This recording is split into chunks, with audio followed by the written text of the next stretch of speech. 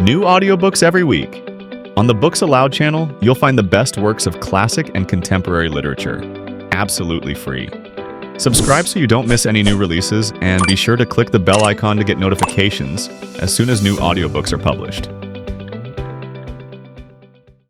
A Terrible Night by W. Clark Russell. Miss Laura arrived at the dinner table. She was pale with heat. She toyed with a morsel of cold fowl and sipped seltzer and hock. "The dead calm," said I, "gives you a young lady's appetite." "I am here," she answered, "because I do not know where else to be." "You are here," said I, "because you are good and kind, and know that I delight in your society."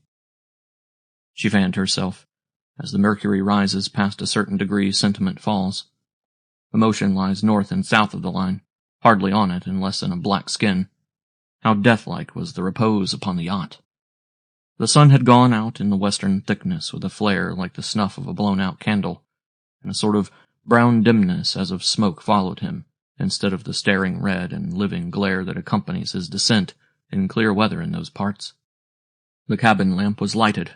It hung without a phantom of vibration, and sitting at the table was like eating in one's dining room ashore. I glanced my eye round the interior. Delicate and elegant was the appearance of the cabin. The mirrors multiplied the white oil flames of the silver burners. The carpet, the drapery, the upholstery of chairs and couches stole out in rich soft dyes upon the gaze. The table was radiant with white damask, and glass and plate and plants. Confronting me was the charming figure of the sweet girl with whom I had been intimately associated for several weeks. Her golden hair sparkled in the lamplight. From time to time she would lift her violet eye with a drowsy gleam in it to mine. "Heat depresses the spirits," said I. "I feel dull. What is going to happen, I wonder?" "Is the wind ever likely to blow again?" she asked. "Yes, I shall have the pleasure of conducting you on deck presently, when I will show you a fine bank of clouds in the south that will be revealed to us by lightning, if I truly gather the character of the vapor from the bronzed lines of it, which I witnessed a little while ago." "Have you seen Wilfred since lunch?" "Yes, he talks very sensibly. He beckoned me to his bunk side to whisper that Cutbill made him laugh. Anything to divert the dear fellow's mind. I presume you have seen nothing of Lady Monson." "Nothing," she answered, fanning her pale face till the yellow hair upon her brow danced as though some invisible hand was showering gold dust upon her.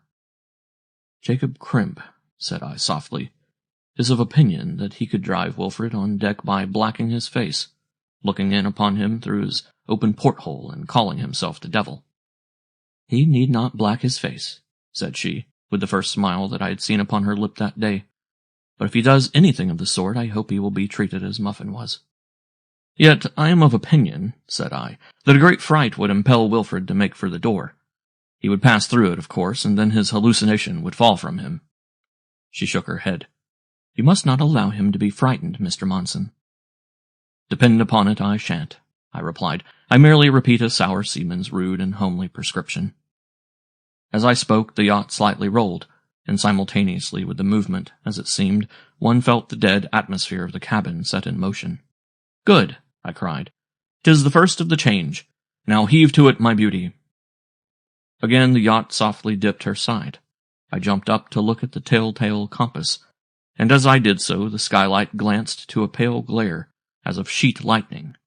I waited a minute to mark the rolling of the craft that was now dipping sluggishly but steadfastly with rhythmic regularity on undulations, which were still exceedingly weak, and found the set of the sudden risen swell to be north as near as I could judge.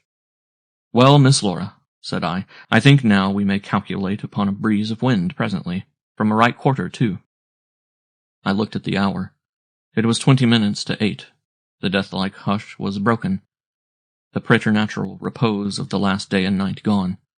Once more you heard the old familiar straining sounds, the click of hooked doors, the feeble grinding of bulkheads, with the muffled gurgling of water outside mingled with the frequent flap of canvas. But I could be sure that there was no breath of air as yet.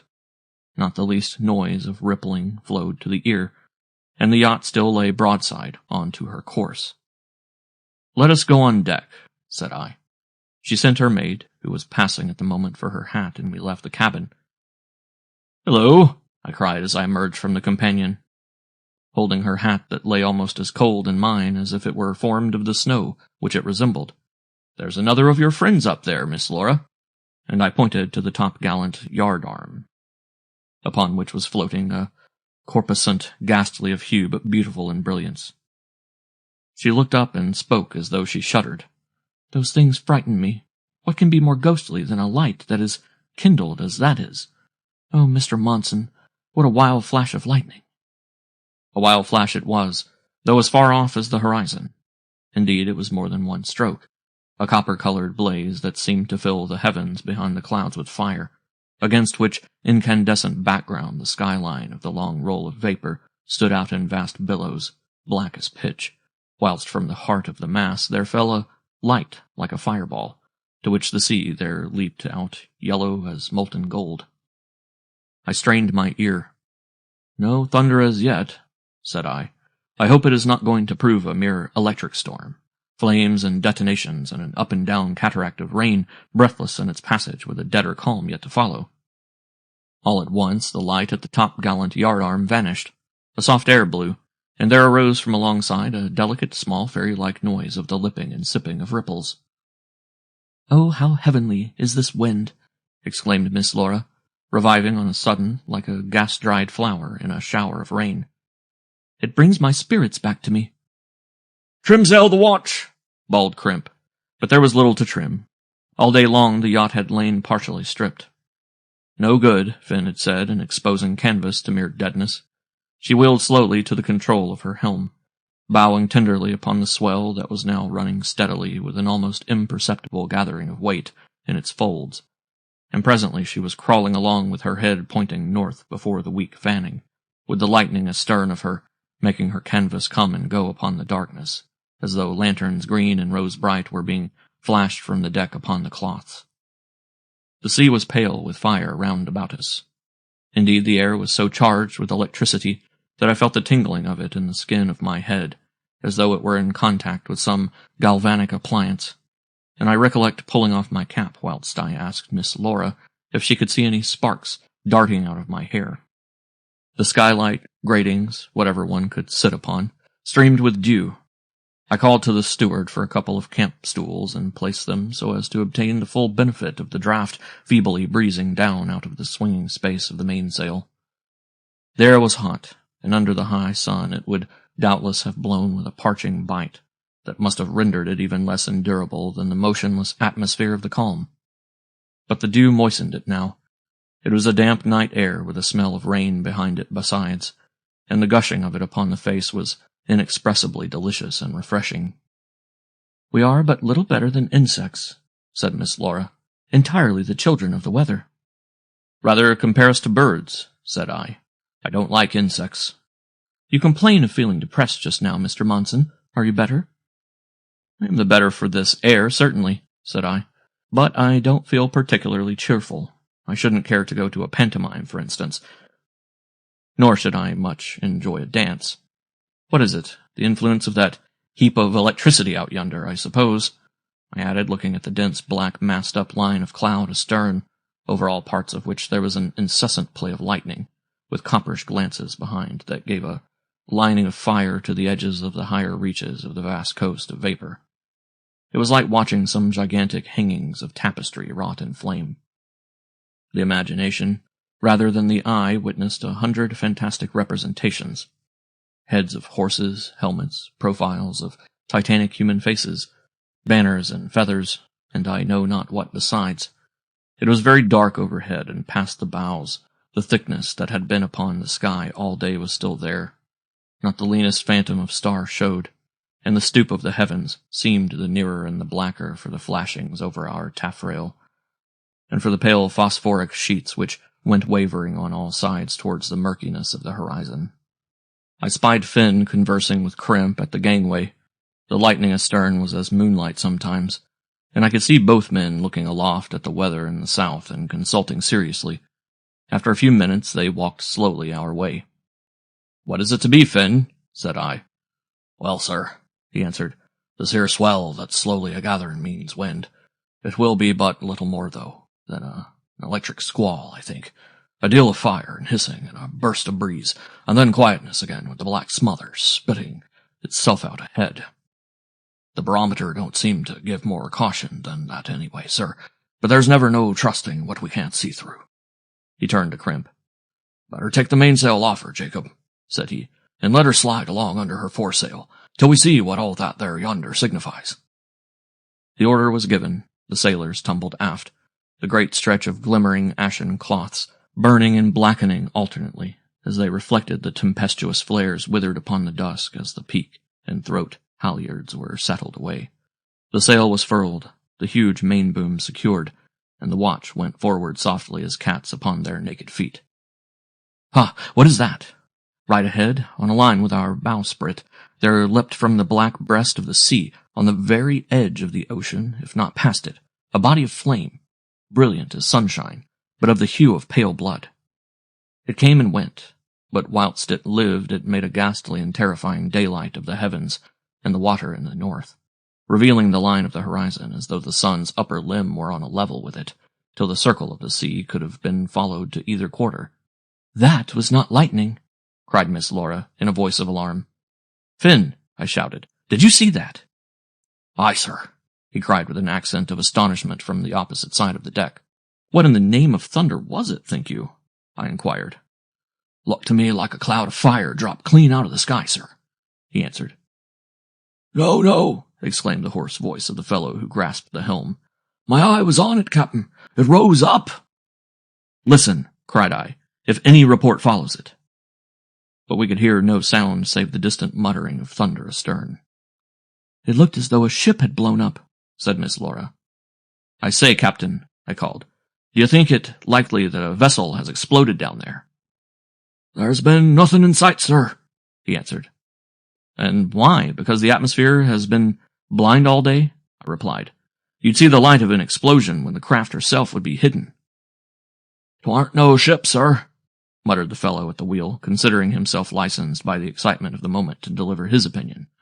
"I want to see the like of such a flare as that off the Maldives." "What was it?" inquired Miss Laura. "A seaquake, miss." "Ah!" I exclaimed. "That'll be it, Finn." We fell silent, all of us, gazing intently ahead, never knowing but that another wild light would show that way at any moment.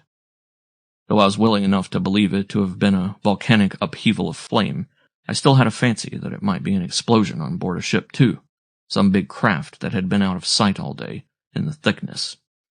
And I kept my eyes fixed upon the horizon in that quarter, with a half-formed fancy in me of witnessing something there by the light of some stronger flash than the rest out of the stalking and lifting blackness astern of us.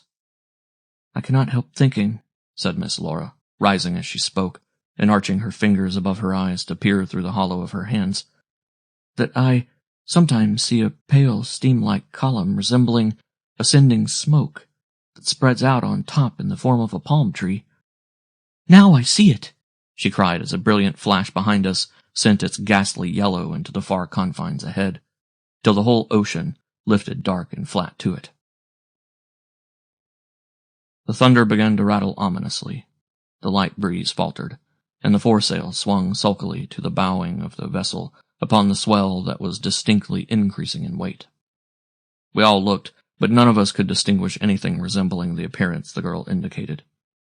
"If the flame rose from the sea," said I, "it is tolerably certain to have sent up a great body of steam. That is no doubt what you see, Miss Jennings." "It lingers," she exclaimed, continuing to stare. "The draughts are taken off," rumbled Finn. "Stand by for a neat little shower." As the air died away, it grew stiflingly hot again. Hotter, it seemed, than it was before the breeze blew. The huge volumes of dense shadows astern were literally raining lightning. The swell ran in molten glass, and the still comparatively subdued roar of the thunder came rolling along those sweeping, polished brows as though the ocean were an echoing floor, and there were a body of giants away down where the lightning was sending colossal bowls at us. All at once, and in a manner to drive the breath out of one's body with the suddenness and astonishment of it, the yacht's bows rose to a huge roller that came rushing at her from right ahead. Up she soared till I dare say she showed 20 foot of her keel forward out of the water.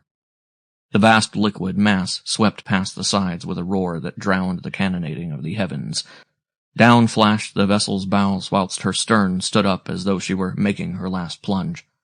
I grasped Laura by the waist, clipping hold of a backstay just in time to save us both from being dashed on the deck.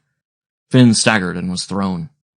Out of the obscurity in the forepart of the schooner rose a wild, hoarse cry of dismay and confusion, mingled with the din of crockery tumbling and breaking below, and the grinding sound of movable objects sliding from their places. Heaven and earth, what is it? Another! Not so mountainous this time, but a terribly heavy roller nevertheless. Up rose the yacht again to it, then down fell her stern with a boiling of white waters about her bow, amid the seething of which, and the thunder of the liquid volume rushing from off our counter, you heard a second cry, or rather groan of amazement and alarm, from the sailors forward, with more distracting noises below.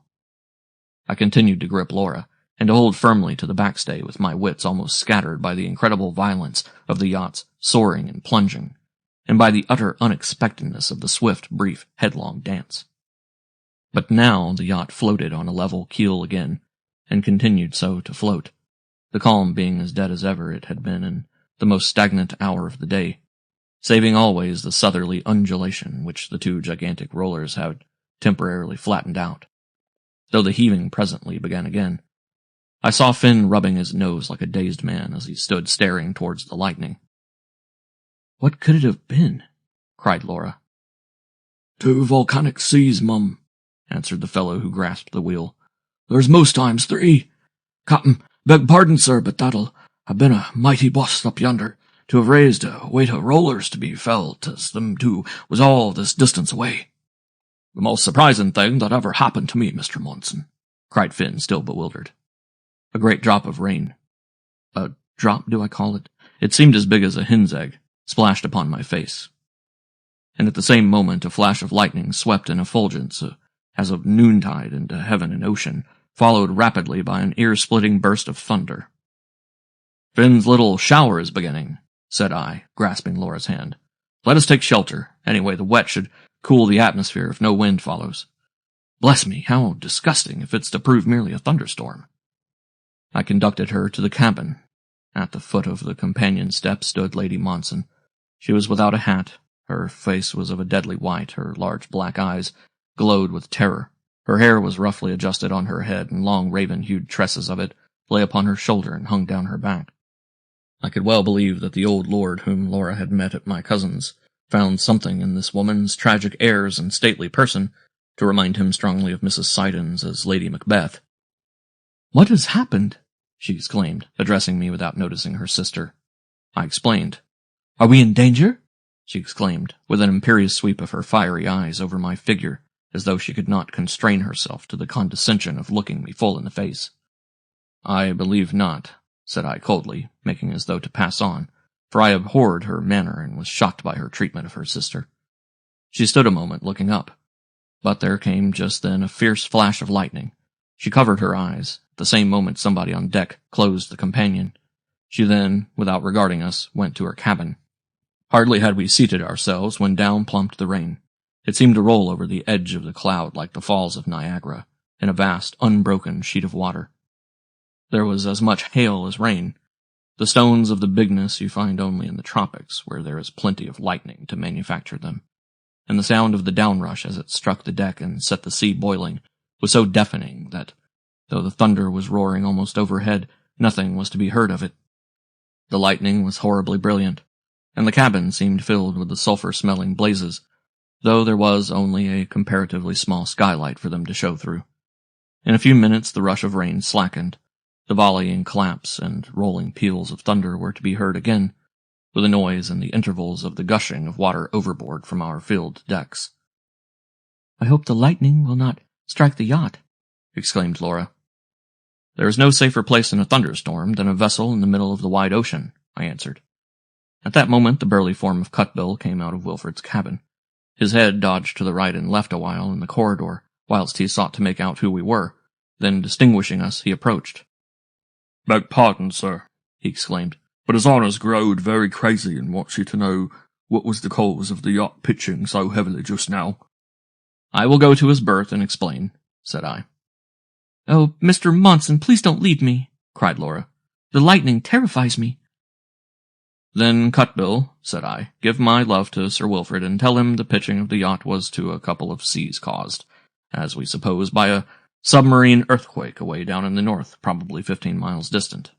Thought as much, sir, said Cutbill, from whose face the perspiration was streaming, whilst his immense whiskers sparkled like a dew-laden bramble bush in sunrise. Also explained that I do not desire to leave Miss Jennings until this deafening and blinding business is over. I shall hope to carry my pipe to his berth by and by. But it must be very hot for you, Cutbill, in that cabin. Melting, sir. I feel to be a-draining away. Reckon there'll be nothing left of me but my clothes if this here lasts. How is Sir Wilfrid? Well, sir, to be honest, I don't at all like what I see in him. There's come a singular alteration in him. Can't exactly describe it, sir. Sort of stillness and a queer whiteness of face, and a constant watching of me. His eyes are never off me, indeed. The heat'll have a deal to do with it, I dessay.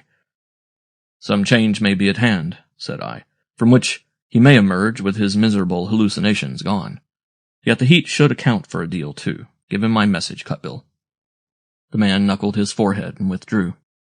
The heat was so great, owing to the companion hatch and skylight being closed, that my sweet companion seemed half dead with it, and leaned against me with her eyes closed almost in a swoon. But the worst of the storm was over, apparently, for the rain had ceased, and though the lightning was still intensely vivid, one knew by the sound of the thunder that what was fiercest had forged ahead of us and was settling away into the north. I called to the steward to open the companion doors and report the state of the weather. The moment the hatch lay clear to the night, I felt a gush of refreshing and rain-sweetened air. Laura sat upright and gave a deep sigh. "Does it rain, steward?" I sung out. "No, sir." "Tell Captain Finn," said I, "to get some place of deck swabbed dry for Miss Jennings. The heat here is too much for the young lady." In a few moments I heard the slapping of several swabs, and Finn's long face glimmered through the open sky. "The weather is a-clearing, sir," he called down. "There's a nice little air blowing. The lady'll find the port side of the quarter-deck comfortable now." I conducted the girl up the ladder, but she kept her hand in my arm. Her manner had something of clinging in it, not wholly due to fear either. It was, in fact, as though she was influenced by an overpowering sense of loneliness, easy to understand when one thought of Wilfrid lying mad in his cabin, and her sister shunning her with hate and rage. What Finn meant by saying the weather was clearing, I could not understand. It was pitch black to windward, that is to say, right over the stern, whence there was a small breeze blowing in faint, fitful, weak gusts as though irresolute. The thunderstorm was ahead, and its rage seemed spent, for the lightning was no longer plentiful or brilliant, and the thunder had faded into a sullen muttering. A lantern or two had been brought up from below, by whose feeble luster you witnessed the shadowy forms of seamen swabbing the decks or squeezing the water with scrubbing brushes into the scuppers. The dark swell ran regularly, and with power from the south, but there was nothing to be seen of it saving here and there the glittering of green sea fire upon some running brow to let you guess how tall it was. I went aft with Laura and looked over. The wake was a mere dim, glistening, crawling, dying out after a few fathoms. Indeed, the yacht had but the foresail on her with a headsail or two, and she seemed to owe what small waves she was making more to the heave of the swell than to the light breeze. The darkness was a wonderful jumble of shadows. I never remember the like of such confusion of inky dyes. The obscurity resembled an atmosphere of smoke, denser in one place than another, a little thin yonder, then just over the mastheads to a stooping belly of soot, elsewhere a sort of faintness merging into impenetrable darkness. "Lay aft and loose the mainsail," rattled out Finn. "Double reef and then set it." The breeze now began to freshen. The watch came running on to the quarter-deck, and presently the wan space of double-reefed canvas slowly mounted. "I wish it would brighten a bit astern," said I. "No wolf's throat could be blacker. There will be more than a capful of wind there, but it will blow the right way for us, so let it come." "I feel," said Laura, "as though I had recovered perfect health after a dreadful illness." "Now she walks," cried Finn, approaching where we stood to peer over the side. "Blow, my sweet breeze.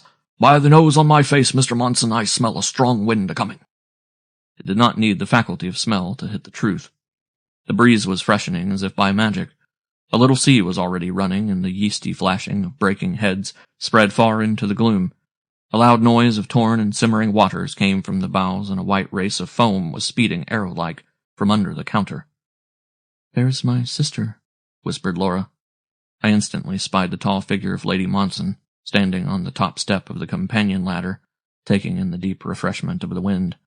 She stepped on the deck, approached, saw us, and crossed to the other side. She called to Captain Finn. "Yes, my lady." "A chair, if you please. I will sit here." A seat was procured from the cabin and placed for her abreast of the wheel close against the bulwarks. This time Laura was not to be driven below by the presence of her sister. The heat in the cabin outweighed her sensitiveness, and then again there was the darkness of the night, which sundered the sides of the deck as effectually as if each had been as far off as the horizon. Yet for all that, the sort of fear in which she held Lady Monson subdued her now through the mere sense of the woman being near, scarcely visible as she was, just a shadow against the bulwarks. I had to bend my ear to catch her voice, through the hissing of the wind aloft and the singing and seething of the foam alongside. So low was her utterance. We sat together, right aft against the grating on the port side.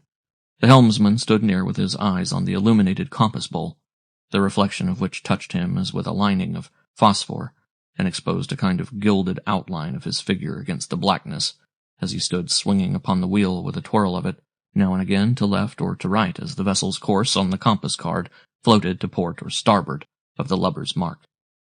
Though it was Finn's watch below, he kept the deck with crimp, rendered uneasy by the thunder-black look of the night. Along with the freshening wind and the lift of seas leaping with a foul-weather snappishness off the ebony slopes of the swell that had grown somewhat heavy and hollow. I could just distinguish the dark forms of the two men pacing the deck, abreast of the gangway. The main sheet was well eased off, the great boom swung fairly over the quarter, and there was a note of howling in the roaring of the wind, as it swept with increasing power into the glimmering ashen hollow of the reefed canvas, and rushed away out from under the foot of it. There was no more lightning. The sea with its glancings of foam went black as ink to the ink of the heavens. There was no star, no break of faintness on high. The yacht flashed through the mighty shadow, whitening a long narrow furrow behind her, and helped by every dusky fold that drove roaring to her counter. On a sudden there arose a loud and fearful cry forward. "Breakers ahead!" The hoarse voice rang aft sheer through the shrill volume of the wind, strong as a trumpet note, with the astonishment and fear in it. Finn went to the side to look over, whilst I heard him roar out to Crimp. "Breakers in his eye! The nearest land's 1,000 miles off!" I jumped up and thrust my head over the rail and saw, sure enough, startlingly close ahead, a throbbing white line that, let it be what else it might, bore an amazing resemblance to the boiling of surf at the base of a cliff. There was nothing else to be seen. The pallid streak stretched some distance to the right and left. "It'll be a tide rip, sir," shouted Finn to me, and his figure melted into the obscurity as he went forward to view the appearance from the forecastle. I continued peering. "No, it is breakers, by heaven!" I cried with a wild leap of my heart into my very throat, to the dull, thunderous, warring note I had caught during an instant's lull in the sweep of the wind past my ear. Laura came to my side. We strained our eyes together. "Breakers, my God!" I cried again. "We shall be into them in a minute." Then, out of the blackness of the forecastle, there came from Finn, though 'twas hard to recognize his voice, a fierce, half-shrieking cry. "Hard a starboard! Hard a starboard!" I rushed to the wheel to assist the man in putting it hard over. At that instant the yacht struck. In a breath, the scene became a hellish commotion of white waters, leaping and bursting fiercely alongside of yells and cries from the men, of screams from Lady Monson, of grinding and splintering of wood, the cracking of spars, the furious beating of canvas. I felt the hull lifted under my feet with a brief sensation of hurling, then crash! She struck again. The shock threw me on my back. Though I was half stunned, I can distinctly recollect hearing the ear-splitting, soul-subduing noise of the fall of the mainmast, that broke midway at its height and fell with all its gear and weight of canvas like a thunderbolt from the heavens on the port side of the vessel, shattering whole fathoms of bulwark. I sprang to my feet. Laura had me by the arm when I fell, and she still clung to me. There was a life buoy close beside us. It hung like a lanyard to a peg. I whipped it off and got it over Laura's head and under her arms, and the next thing I remember is dragging her towards the forecastle, where I conceived our best chance would lie. What had we struck? There was no land hereabouts. If we had not run foul of the hulk of some huge derelict buried from sight in the blackness and revealing nothing but the foam of the seas beating against it, then we must have been caught by a second volcanic upheaval, into whose fury we had rushed whilst the devilish agitation was in full play. So I thought, and so I remember thinking. But that even a rational reflection could have entered my mind at such a time, that my brain should have retained the power of keeping its wits in the least degree collected, I cannot but regard as a miracle. When I look back out of this calm mood into the distraction and horror and death of that hideous night. The seas were breaking in thunder shocks over the vessel. The wind was hoary with flying clouds of froth. In a few instants the bride had become a complete wreck aloft.